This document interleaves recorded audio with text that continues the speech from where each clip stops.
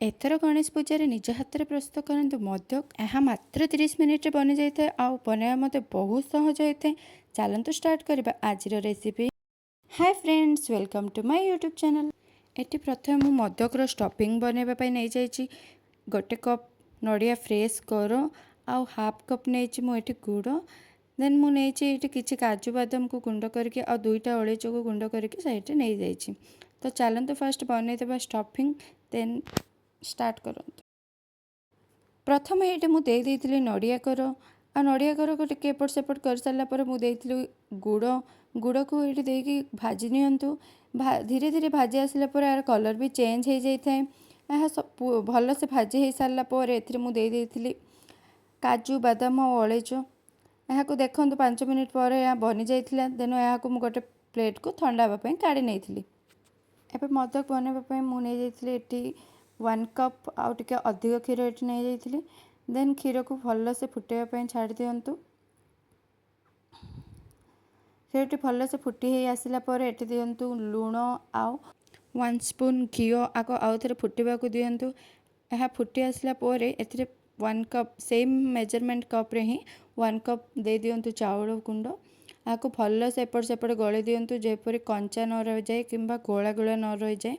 यह भल से एपट सेपट गले हो सारापर आपको बंद करके 5 मिनिट पर स्लो फ्लेम रे रखी दिंतु, जहाँद्वारा ये भल से सीझीज आउ आपन जना भी पड़े जे यह भल से सीझी जाइए। नेक्स्ट सीझी आसला आपन यहाँ गोटे प्लेट को काढ़ी दिंतु आउ आपको अट्टा भली चकटी नियंतु, जहाँद्वारा मोदक बनइले तार शेप बहुत भल देखा। तो यहाँ भल से चकुड़ी दिंतु, टिके ठंडा है चकुड़े धीरे धीरे करके।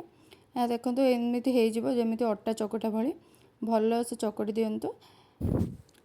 एबे ये पोर को नियंतु जहाँ ठंडा हो जाता छोट छोट कर गोल कर दिंतु। नेक्स्ट मोदक बनवार बहुत हेल्प होता है।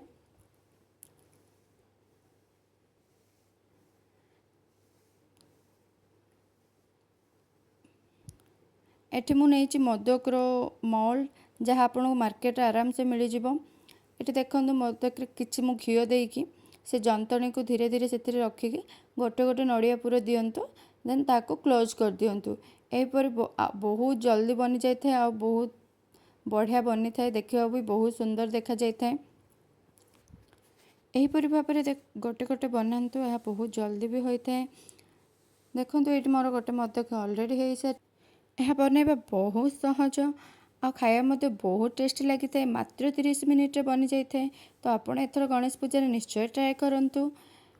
निज हाथ में प्रस्तुत कर भोग लगेबार मजा ही अलग।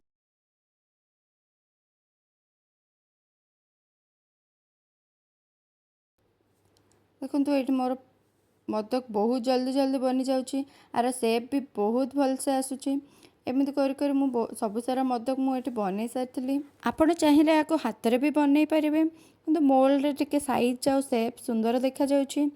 एठी मोर सब मोदक प्रायतः बनी जाइथिला। एठी एबे आकु 10 मिनिट जाए स्टीम देदेबा, जहाँद्वारा ये भल से खाइबा को टेस्टी मध्य हो जाए। तो ये मु गोटे कंसारे तले पानी देकी पनीपरिया छणारे कटी कटी कर रखी थी। आपड़ चाहिए यहाँ को इडली सीजार भी रखिपारे। आपको मात्र 10 मिनिट स्टीम दे दिंतु बा सिझे दिंतु, जहाँद्वारा ये बहुत टेस्टी भी बनी जाए। देखो ये मोर मोदक रेडी हो जाइथिला। यह देखा बहुत सुंदर आ खाଇବା बहुत टेस्टी होता। तो एथर गणेश पूजार आप निश्चय ट्राए करूँ। जदि आपको रेसिपीटी भल लगी गोटे लाइक और सब्सक्राइब कर दिंतु।